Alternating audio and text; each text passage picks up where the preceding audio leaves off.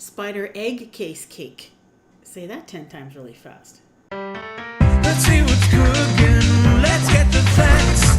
Let's see what's cooking. It's time for Yo-Yo Max 12. Here are 2-3 photos of some spider egg cases, real ones, and that's the kind of look that I was going for this cake.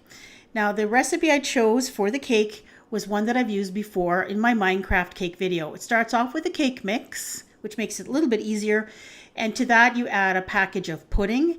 Ignore the ingredients on the back of the box. You're going to add 2 eggs plus 2 egg whites, 1/3 of a cup of oil plus 2 tablespoons, and 1/2 cup of water. And then finally, 1 cup of sour cream. And no, you can't taste the sour cream in the end result. This mixes up as a very thick cake batter, but that's how it's supposed to look. And then what I did is I took a metal mixing bowl, I greased it with some cooking spray, and then I added the batter to it. Then you're going to bake this at 350 degrees for about 40 to 50 minutes. It's going to bake for quite a long time. And if it starts to get too dark on the top towards the end of the baking time, you can cover it with aluminum foil.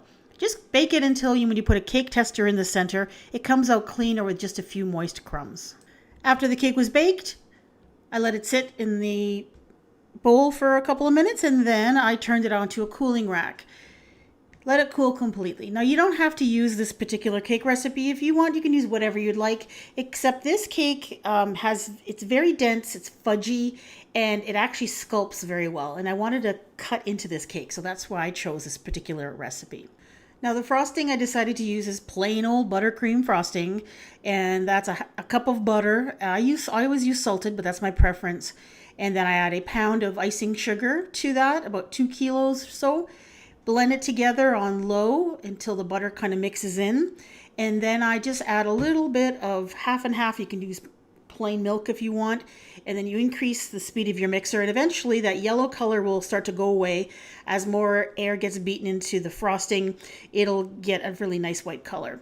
I took about 3/4 of a cup of that. I set it aside, and what I did was I added in about 2 tablespoons of some super dark baking cocoa that I had, unsweetened cocoa. And then I added in some black food coloring. Now, if you want to do this step, don't try to get it super black right off the bat. Get it to a very nice dark shade gray. And as this frosting dries, it'll get a little bit darker. Now I'll show you why I made the black frosting. First of all, I wanted this to look like a spider egg case that was cracking open and all the little baby spiders were coming out. So I wanted to make like a crack on the side of the cake, and I just didn't want just a straight slit. I wanted something that looked like it had cracked. So I just used a sharp knife and I just went in and sculpted out a section of it. And as you can see, this cake, when you cut it, you get nice sharp edges. Unlike a regular cake mix, which is kind of very spongy and it's very fragile. And then I decided to put that black frosting on the inside of that crevice because I wanted to make it look really dark. Now, I probably didn't even have to do that because the chocolate cake is already dark in color to begin with. But if you're using a white cake or a yellow cake, this might be something that you might want to do. And then I took the white buttercream frosting and I just did a crumb coat. I just put a thin layer of frosting all over it just to seal in the crumbs from the cake. And I put it in the freezer actually and just let it sit there till it was chilled and the frosting was set. And then I added on a second layer of frosting. And as I was adding it with that spatula, I was kind of tapping it and it was making those little spikies that I was looking for to make it look like a spider egg case. And I just continued to do that all the way around the cake until it was all covered.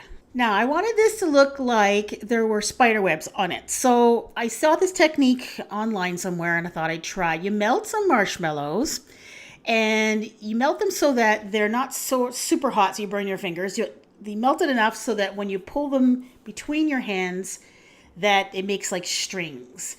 And this was kind of a first attempt. I went around and like kind of anchored it on the platter. So obviously I moved the cake onto a serving platter. And then I went over the cake and stuck it to the other side. Now that's kind of what you're looking for. You're trying to get these strings. If the marshmallows are too hot, it won't make the strings. If they're too cold, they'll just won't stretch at all. So you have to kind of get that sweet spot where it's nicely stringable, but you're not burning your fingers. And I continued to do this, and then I just thought it looked too messy. So what I did is I took the cake off, I cleaned the platter, put the cake back on, and as you can see, there's still marshmallow strands on the cake. I just cleaned the ones off the platter. And then I thought I'm going to go for a cleaner look. So I just put a few of those strands of marshmallows just so it looked like the mama spider had anchored this spider egg case to this serving tray. Now for the mama spider, I'm using this spider I bought at the dollar store. For the baby spiders, I ordered 100 spiders off of Amazon. Now when I ordered them, I thought they were a lot bigger than they were. So these are actually quite small, and clearly this would be a choking hazard if you're making this cake for small children and they were going to cut into it themselves. It's a choking hazard. However, if you're making this for adults, I don't think there's anything wrong with using the smaller spiders. All you'd have to do is probably count them as you're putting them on the cake. So if you put 50 of the little spiders on there, before you actually serve it, you're going to remove all the spiders with maybe a little pastry brush, just scoop them all out, count them and make sure you found them all. And you just have to warn people that, that if there's something chewy in their bite of cake, it might be a plastic spider, and to be careful. But really, if you cut around it or even just cut around that area, you're not going to have a problem. Or just use bigger plastic spiders so that you're not going to have that issue. I just really, really like the look of these little tiny plastic spiders because they really look like little baby spiders. And I just kind of arrange them on the cake and around the cake like they're crawling out of that little crevice. And then I put the mama spider on the top of the cake. Now, if you're worried about contact between the frosting and that plastic from that spider or the paint that's on the spider, you could just wrap her little feet up in plastic wrap, or you can even dip it into some beeswax, the feet in beeswax for the big spider, so that there is no physical contact between the two of them. Wasn't too worried about it because she was going to be on there for just a few minutes while I took photos of this thing, so not a big deal. And you can even throw a daddy spider on the side if you want as well. Although I think most mama spiders are single mothers. And there it is. I was really happy with the way this turned out. The only thing I'll say is that marshmallow, though, on the edges where it looks really cool, where it's stuck to the sides of the tray, the next day, basically those will just collapse. So it kind of looks cute for about 2-3 hours, and then the marshmallow still tastes good on the cake, but it doesn't look quite as nice. I have many, many spiders themed videos on my Halloween playlist, and here are just 4 of them. If you're interested in seeing any of them, just click on your screen. Thanks for watching.